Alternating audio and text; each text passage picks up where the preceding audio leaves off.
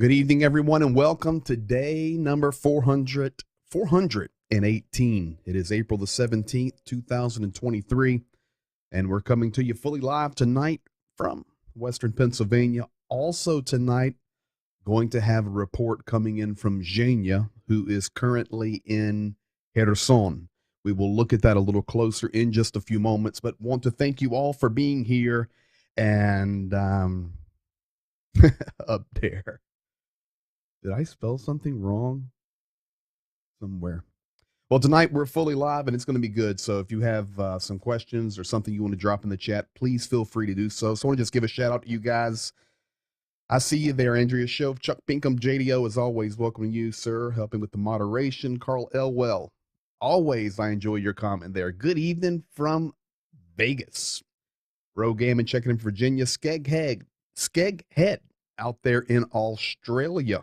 Good day to you, mate. Rainwater, I see you there, boss. Seattle, Washington. BR, Big Head Rupp, welcome to you, my friend.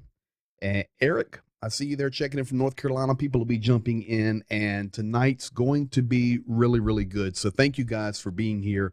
Thank you for all that you do, continuing to support daily by by doing what you do, which is support the videos, be here, share, like, communicate, tell others. You know, we're at day 418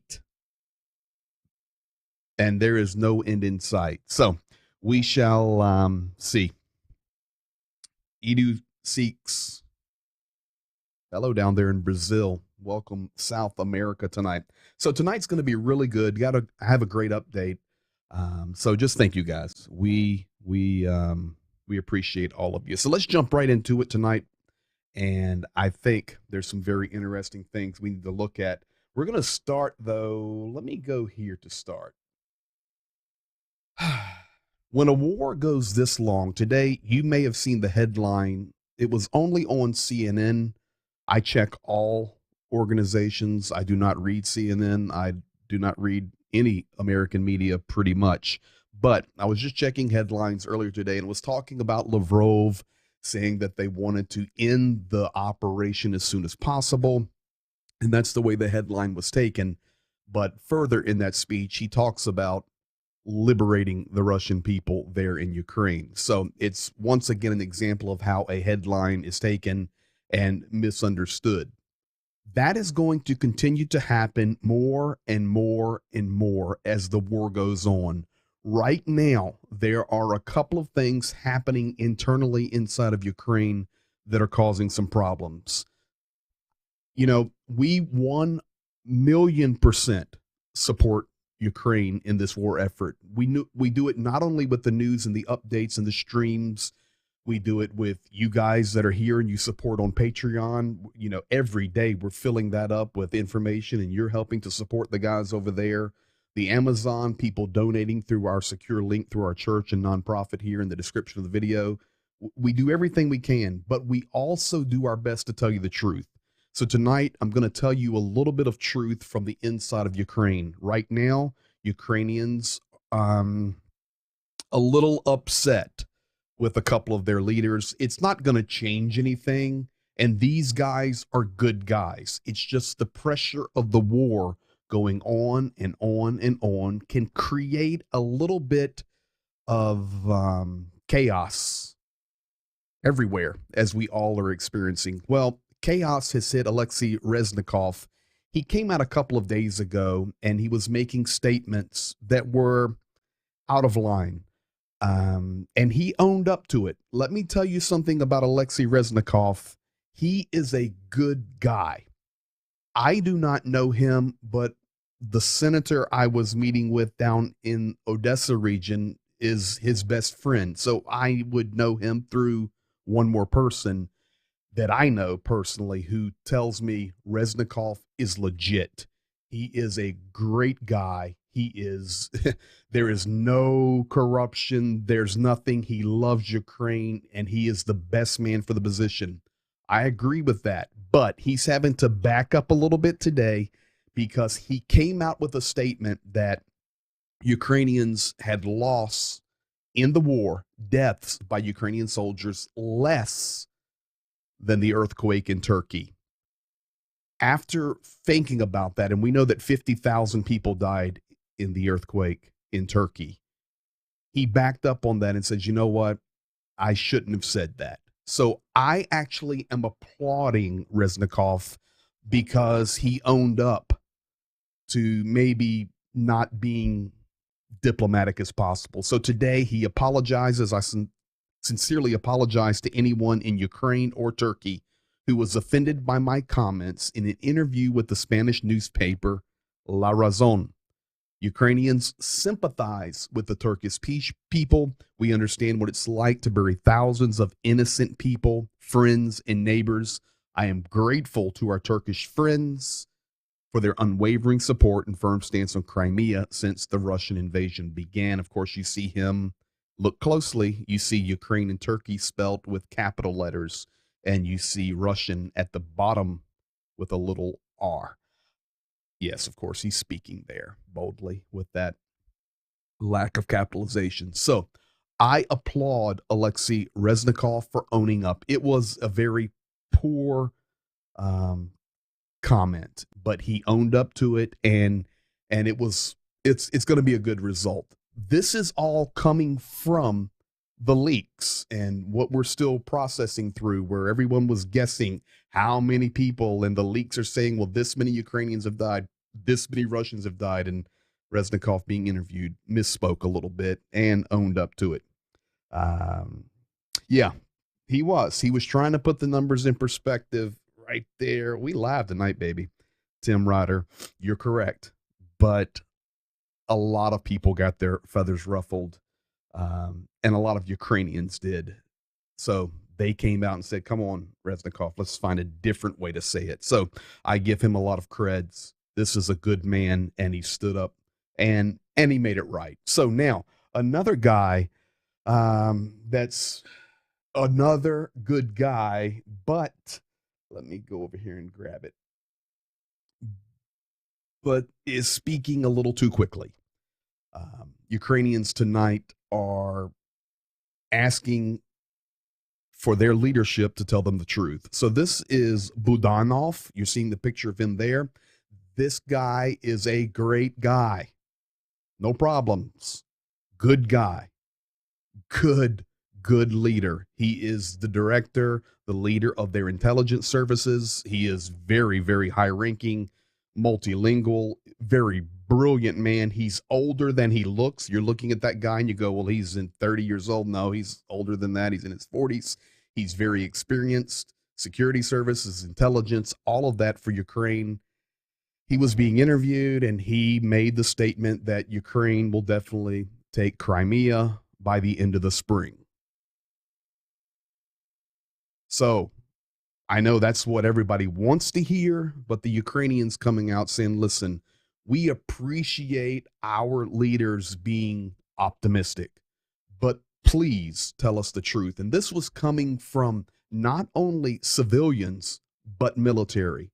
I remind you, for the last few days, Zhenya has been on the road making the entire circle through Chernihiv and Sumy, down through Kharkiv, all along the front lines. In fact, I can go to that right now for you guys. If you see the entire red line, Zhenya and our other partner, whose name is also Zhenya, has made that entire run over the last few days, and you're going to hear from him in just a few moments. But it was all the way up here in Chernihiv, Sumy, Kharkiv, and he's run the whole front line. He's been with all of our military partners. We've made new friends. A lot of our guys have been shelled. And when I say our guys, these are guys that we support personally and are personal friends with. One of our dearest friends, who is a leader in the Azov, their barracks, their building was destroyed, lost 3 of his guys. He's safe, thank God. It's tough. So even the soldiers are out there, and we talk to them. They're saying, we love it, but it helps us when we are just a little bit more realistic, because unless something crazy happens, Crimea is not going to be liberated by the end of spring. So the Ukrainians, the soldiers, are asking their leaders, Budanov, who we're referring to here, just tell us the truth. Are we here for another year? Are we here for 3 more years? Are we 6 months? When are we going to have more resources? Tell us what is really going on. Please don't think that fairy tales help us feel better. What helps us feel better is our nation coming together and saying, listen, it's hard, it's brutal, but we're hoping by spring this, summer this, next year this, but this is what we're looking at, because everything right now is completely dependent upon weapons. And I can tell you tonight with 100% validity. I can't tell you where, but I'm telling you, verified more than 3 times, Chinese arms are being used by the Russian military. It's a fact. I'm not concerned about what anybody else in the world would say. It's confirmed. It's confirmed. And we have that coming. We have the flow of Western weapons coming slowly. Some of our guys are still struggling with the supply lines. This is reality. And the Wagner, if you look over here, back in Bakhmut, I'll zoom in there for a second. The Wagner, and up here, the Wagner is being resupplied. This is Bakhmut, folks. 75, 80% taken. And I changed the color of the map. This kind of shows you a little different. Here's Ivanivsky we talk about. You can see how close Ivanivsky is coming into Bakhmut. And then, of course, you pull back. And Chasiv Yar is right here.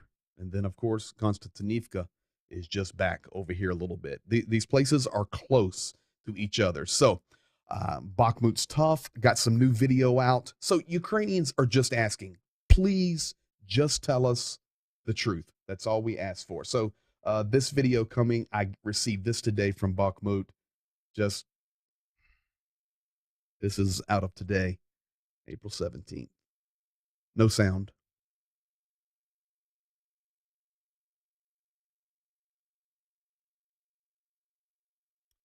These videos, and I'll speak over this, these videos Ukrainians see every day. The internal news, the internal social media, this is what Ukrainians see every day.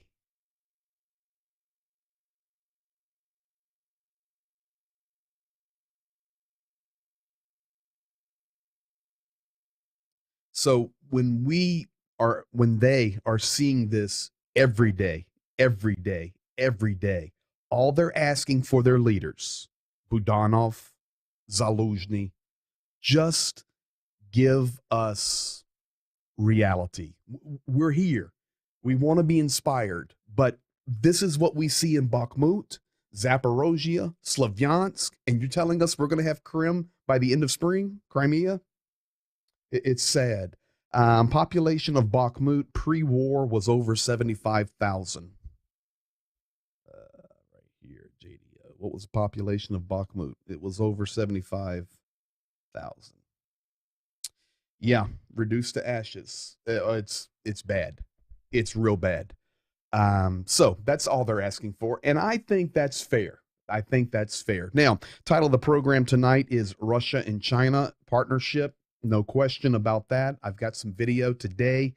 I told you a few days ago that the summit was coming, not with Xi Jinping, but what's his name? Li Shangfu was coming, and he was going to meet for 4 days with Shoigu. Well, guess what happened? And I told you guys I would do my best to get some video out of that, and we've got it. But to everyone's surprise, especially a lot of Ukrainians that are watching this, Li Shangfu didn't just meet with Shoigu. He actually sat with Vladimir Putin. The relationship between China and Russia is real. All you have to do is follow the money. And I'm going to validate that for you in just a moment. But I've got the video tonight, a little bit. This is Li Shangfu being welcomed by Vladimir Putin. You will see Shoigu walk in with him, and you will actually see a handshake. Folks, Vladimir Putin doesn't shake hands with everybody. So here you go. Li Shangfu, check this out.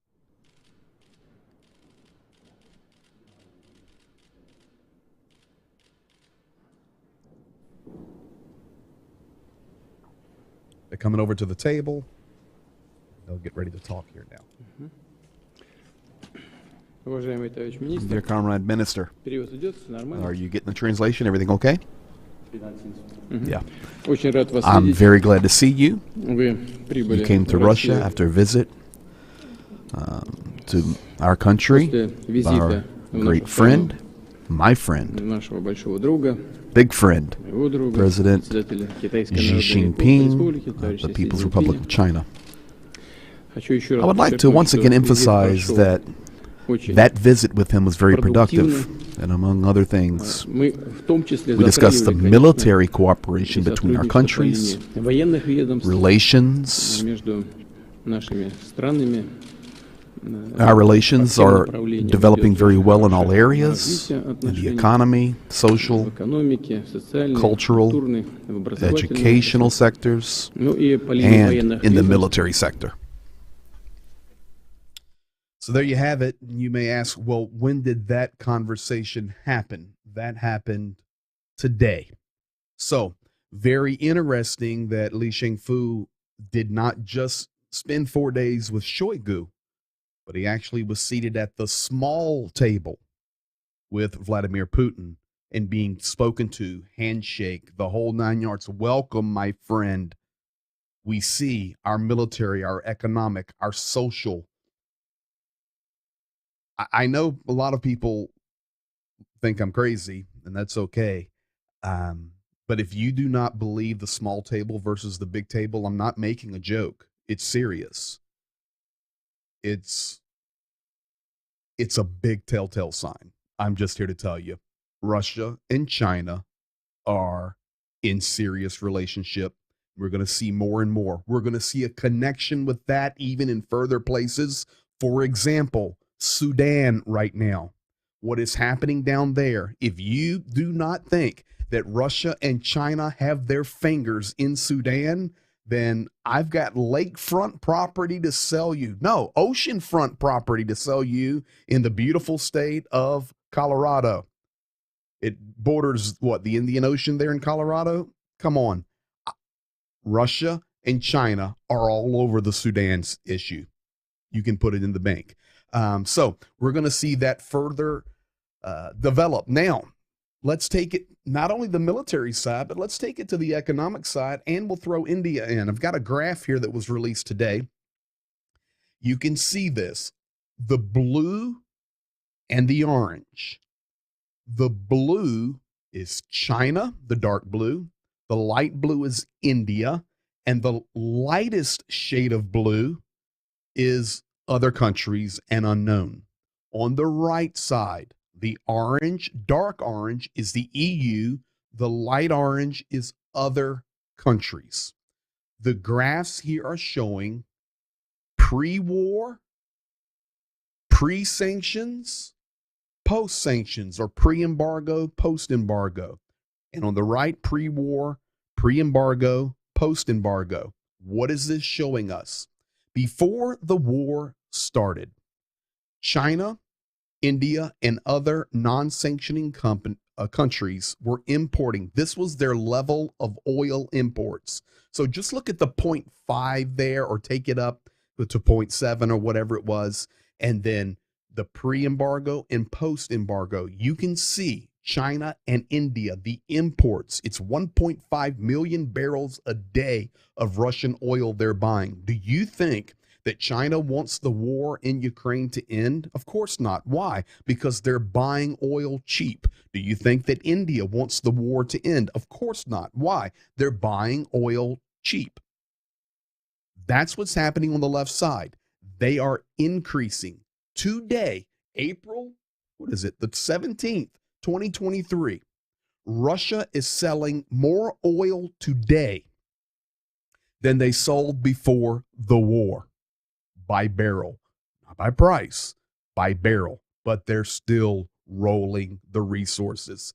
You can see as the sanctioning nations have went down on the right, the orange, pre-war, pre-embargo, post-embargo, going down, Asia, India, China, and other nations, Africa, it has picked up, and you do not have to worry about Russia's financial situation, I promise you. Now, we are seeing that Russia is using S-300 missile systems more and more every day. In fact, they are not only using S-300s, but now they are producing quickly KH-50 class, KH-55 class, and KH-101. The S-300s is what is being used to strike all of the frontline areas and beyond the front line, depending on the model. They can reach from 90 kilometers, and there are extended versions that can reach 120 miles. Warhead, 133 kilograms, target tracking range 200 kilometers, rocket weight 1.45 or 1,450 kilograms. These are large. If you remember when I was down south near Kherson and I was there with Kirill and I sat him on a rocket that had fell in his little village there. That was an S-300. These things are big when you personally stand beside them.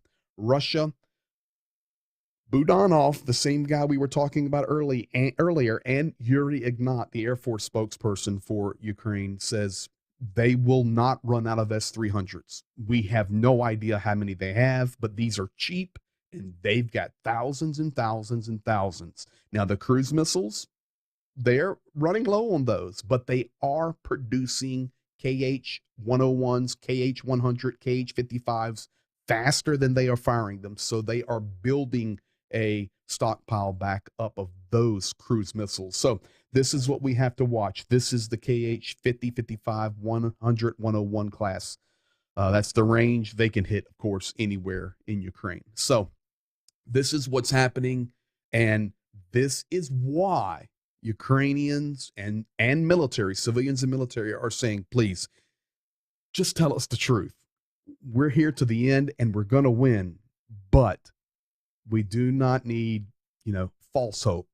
What are we really looking at? And I understand that, to be quite honest with you. Now, one more thing I want to share with you. Mine-related civilian casualties continue to be reported daily in Ukraine. Mines are everywhere. The most affected areas are Kherson and Kharkiv. Many times when I was there, I was showing you videos of the mine markings and the mine tapes. We even showed some videos with mines still in the road that we would have to avoid when we would travel down roads. They are everywhere. As spring arrives, farmers are trying to get back in the fields. Whatever people are left, they want to step off the road. We're going to see more casualties happen. It's very, very risky. Over 750 mine-related casualties among civilians have been reported since the start of the invasion. So within a year and a couple of months, 418 days, 750 civilian casualties due to mining. It's very, very dangerous there. So now, tonight, I do have an update in from Zhenya. He is actually in Kherson. Let me check something here. Here we go. Now, I won't tell you exactly where he's at, but he's in Kherson, and he's at the place that we stay. We've got a very good location there. But I was talking to him earlier. He sent me the video update, and he says, Greg, your room is right here. He's staying in room 3, and my room is room 2. But this is Kherson, and you can see the river here. Then, of course, the Russian occupation up to the river, Ukraine to this side of the river. Of course, these are the right and left banks. But Kherson, every day, people are dying. And tonight, Zhenya, 4:27 a.m. in Ukraine, I promise you, he's hearing boom, boom, boom. It's loud there and it's extremely dangerous. So, got an update from him, and I want to roll that to you now. Here he is coming to you, and this is from room number 3, where we stay in Kherson. Hello, friends. Short update from our trip. How it was in the beginning. So we got some requests from military units we support and some friends. Plus, we got information about the villages where people are in need of humanitarian aid, food, and some clothes. So it was prepared, confirmed. Special staff for military guys and units, our friends, and surely for civilians. The food sets, as usual, the good ones, plus sunflower oil. And for some villages, the shoes and clothes for kids. Next day we left. It was in evening time. Yes, the first destination was the Kiev, but right there on the way we got in a story. There was a big hole, and during the nighttime driving, one of the cars behind us used high beam, and it's almost made us blind. So I couldn't see the hole. Plus, last time when we were there on the same road, we didn't have these holes. So the road was in much better condition. I don't know, maybe there were tanks. I don't know the reason why, but we got there. So our car had got some problems. The rim was cracked and twisted, and the other one rim, the wheel was twisted. The air pressure started to go low, and this is why we had to stop quite often and to pump it up. And it was the first period of time when we started to lose our hours, our time. And we didn't change our plans. We reached the destination and we got to Kiev. It was late, but we made it. And because of that situation, and we couldn't move our schedule. This is why we had to cut our sleep time to 3 hours. Next morning, we had to fix our vehicle, the rims. We spent 5 hours for that. But we made it, and we started our trip to Chernihiv area. First time, by the way, during the wartime, we were helping military guys there. And by the way, the unit we were helping, we got there through one of our friends, which we become a friends just occasionally. We were helping other unit in Zmiv, and they were there, and there were military guy who came to us and say, "Hey, I see you helping these guys. Could you help us with that stuff?"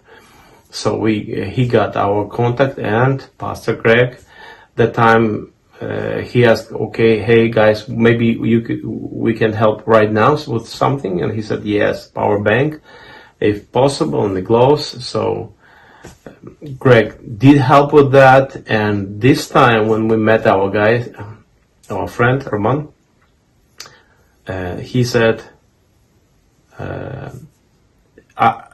"You remember this power bank?" And he did show it. He says, "It all the time. It's with me. It helps me so much." I was happy to see that it was so helpful. So this time we did help much more, surely, and not just for 1-2 guys, but for the unit. And it was great, and it was different things, very needed. So we made that. It was the first goal we reached. Then we started to go to Sumy region, to other units. We have friends there, but there were a water flood. The river came out of it banks, the edges, and there were water everywhere. This is why some bridges were blocked by water, and the other bridges were destroyed because of the war. And this, we couldn't find the proper bridge in the beginning. Surely GPS routes doesn't work there. Then, yeah, finally we made it. On the way, we got confirmation from our guys that they're waiting for us in Sumy region, and about 100 kilometers before reaching them, we got a call, and they said, no, you cannot go to us. Last night it was a big attack on us, on our position, and right now we got information you cannot visit us. It's forbidden. It's too dangerous, and they said, no, just stop. So it was changes we didn't expect. Then, okay, we made decision, okay, we will help them somehow, but we were going that way. And on the way, it was at nighttime. It was close, seems to me, to midnight. And we found that the two military guys, their car was broken, and they were trying to push it, and nobody could help them that time. And so surely we made decision to help them, to stop, and we did. And then we said, we agreed that we will help, we will take them, and we were like towing them, pulling them to Sumy. And we got there, it was slowly, we lose a little bit more hours for that, but we didn't change our plans. Right after that, we started to go to Kharkiv. We arrived about 4 morning. This night was as well a bit short sleep, about 5 hours. So, but we made it, and we decided to do a shipment to the Sumy units, and we made it from Kharkiv to Sumy. And we went to Kramatorsk. We had a special gift and help for our friends there. It was a heating vision unit equipment to help guys. It was a good and great gift for them, and very helpful. After that, we got to Druskivka, help other friends and units there with the food and special things we prepared before. And yeah, through Pokrovsk and Pavlograd, we got to Dnipro. We made a promise to help in a military hospital for wounded soldiers, to bring some food and some needed stuff to support them. We had night in Dnipro, and then it was 6 hours sleep. Much better. Next morning it was, seems to me we started at 6. Yeah, we left our place morning, and we unloaded in other place a lot of medicine, especially painkillers and bandages to soldiers, and started to move to Nikolaev direction. On the way, we had one more stop. We gave some food and some special things for guys from Nikolaev. The unit were moving to Bakhmut area, that direction, and we did help them. And the other man, he gave us a little bit some clothes for kids. So we got it, loaded, went to Kherson, being there, the fully load, the first load. So by load, what I mean, we cannot transport everything together in one car. It's too heavy and too much stuff. So this is why, like, we prepared 3 shipments. Every shipment is about 150 sets for the big set for family. So we loaded first 150 plus extra stuff, and we unloaded that there, and it was unique experience. Why? Because yesterday one of our friends was checking it and making the time when we will do it. Russian terrorists used their drone and they did throw the grenade on his car, but they missed a little bit. This is why his car got some holes, and a little bit of damage, but still in the working condition. So we had information that it's possible as well today, because every day they're using a lot of drones for their terrorism. So we made it safe. We had to prepare something, and in a safe time, we left all our load for them in one place. So from tomorrow morning, in a safe time for people from this village, people will be getting to some house and getting their food sets. And this is the village without electricity many months, without any mobile coverage. So you cannot use any cell phone like there, because there is no provider who covers that village, that territory. Plus, because of out of power, out of electricity, they cannot use the water pumps to pump out the water from the sources, like from the wells and so on. This is why they transport the water, and if somebody has, they share it. And on the way, we unloaded as well to diapers for adult, for disabled people there, and some food sets and clothes for kids and the shoes. We got to our military guys, other place. We did help them. We had something for them prepared. Got back to Kherson, fully loaded second time. And now we are in Kherson, and it will be like a good time for rest, I hope. And tomorrow morning we're leaving to other place, helping people who as well are in a dangerous close distance to occupied territory, where Russians using their all kind of weapon to destroy people's life. Ukrainian soldiers and Ukrainian civilians, they throwing grenades, using mines, using artillery shells, using aircrafts, and it's non-stop.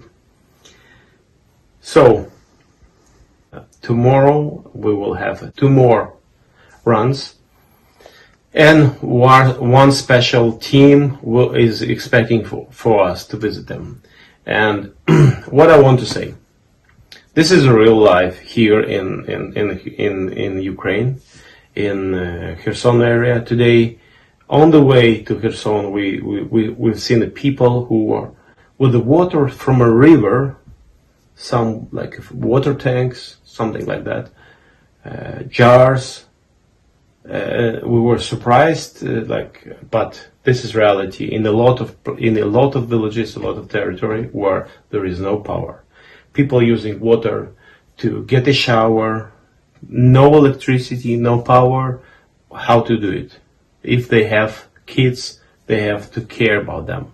This is why a lot of villages have no kids there. They moved, but some adults staying there, trying to keep their houses in good condition. And if there is a shelling and their roof destroyed partly, then they repair it to allow to destroy their house completely. And this is non-stop. This is the fight for life. Fight not just for territory and our freedom, but fight for life of every family in Ukraine. And this is a good time to say thank you, all of you, for helping with the Accu batteries, flashlights. By the way, thank you, Pastor Bill, for all flashlights you sent us, and it's already delivered. And thank you for the money, fuel and for support, for possibility to buy and support military and civilians. And we pray with people there. We pray with military. We pray with the people, with the men in those villages, for God would support them, would help them, and we bring their hope and encouragement that they are not alone. They are people not just from Ukraine, but from different parts of the world, like you guys, who's staying with them and helping them. So one more time, thank you for helping, and God bless you richly. Bye. So there you have it, folks. I think what a phenomenal update Zhenya prepared while sitting there in that room in Kherson tonight. So I'm very thankful for that. Now, you heard a couple of things that I'll just speak to. We started the update in the stream tonight talking about Ukrainians, military and civilians, just wanting truth. So if I take you back to the map, what Zhenya was describing to you, and there's the front, okay? The best, let me, we'll do it like this. Of course, you guys noticed he was saying, well, we're going to this place and this place, and of course, no names because it's dangerous. I know bots watch all this. Of course, they're down in this region here, but they've worked the entire front line we've delivered over the last few days. We, all of us together. Yeah, they're physically doing it. We're doing it together. Thousands and thousands of dollars worth of aid that we couldn't do without you guys.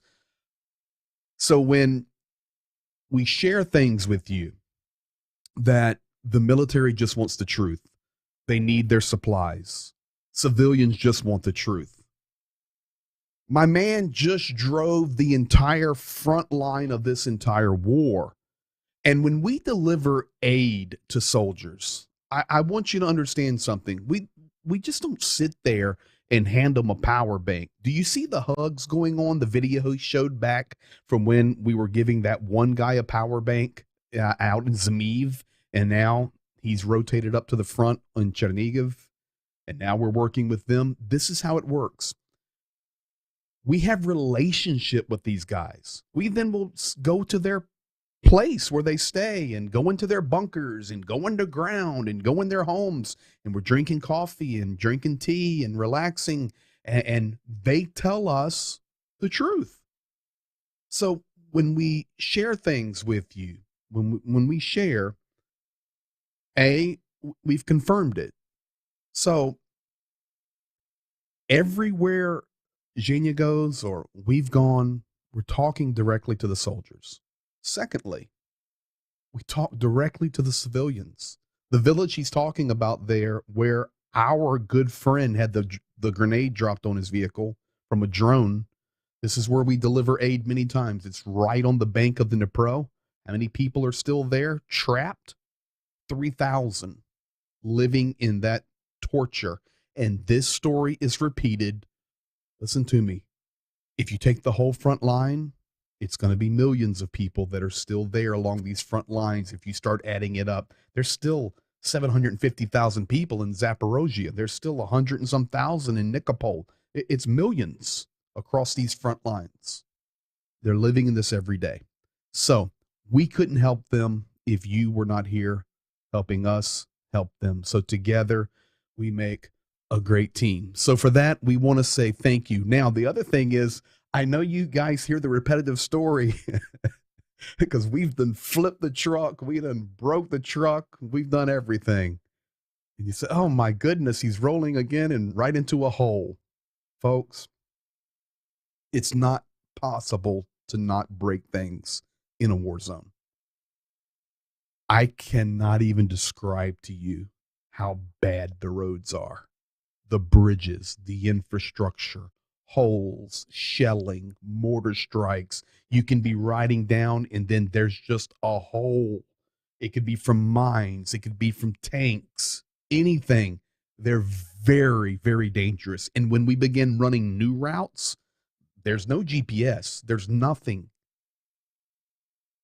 things happen. So that's why we have to raise money and keep things rolling. So everything delivered. I hope you guys enjoyed that. So this was a great update. And I think the comment of Ricochet there says it all. Wow. Great update. So as always, thank you guys for being here on day 418. We'll see you on Patreon a little bit later tonight with some more updates tomorrow, and Wednesday we'll be back here on YouTube with the update for day 420. You guys be blessed. Thank you, Jeffrey Burnett, for your moderation. Appreciate you, my friend. Be blessed, and we'll see you in a couple of days. Good night.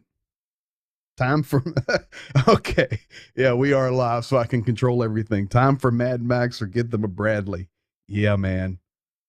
You know, you don't that's kind of funny. How many times we've been riding down the road. Now,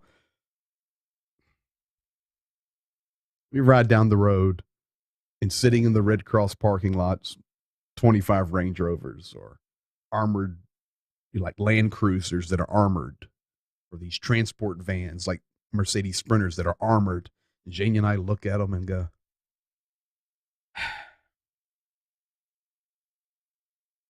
this is a joke. We go, why don't we just take it? I mean, really, why don't we just go up there and take it and at least put it to work? Who knows? Yeah, we'll keep going. Somebody's going to watch this stream and go, okay, you guys need a serious vehicle. So, but we're thankful for everything. We've got a fleet of 3, and we're growing every day and couldn't do it without you. So this is the real deal. And tonight you've heard an update directly from Kherson. You guys be blessed. We'll see you on the next update. Good night.